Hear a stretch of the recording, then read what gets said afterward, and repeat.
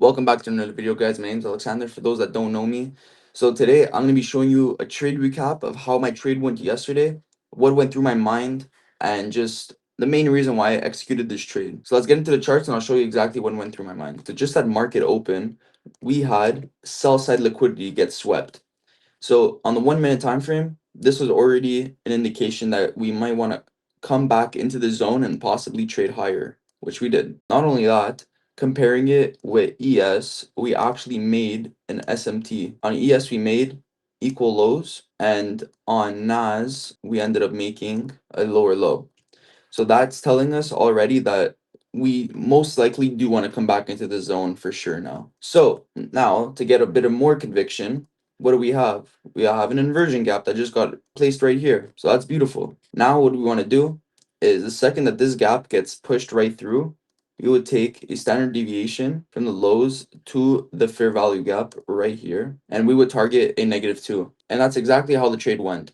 It was honestly an A1 setup, very simple strategy, really not much to it. Just get these three simple steps. Also, if you could find the change in a state right in here, that would be beautiful, which we do have a little change in a state. But honestly, if you have this, this is more than enough to enter a trade. It's a very good conviction, and this trade will play out 90% of the time.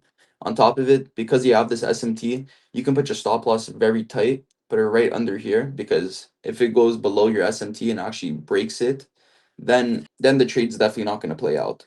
So that's a nice thing about having SMTs on your chart when you're entering trades. You can put your stop loss right below them. So overall, nice, quick, easy video. Just want to get straight to the point, show you my trade and what went through my mind. And literally all of these models, like what a sell side liquidity or buy side liquidity, what an SMT is, what a fair value gap is, inversion gap, change of state. Actually, change of state, I'm doing a video on that coming up next.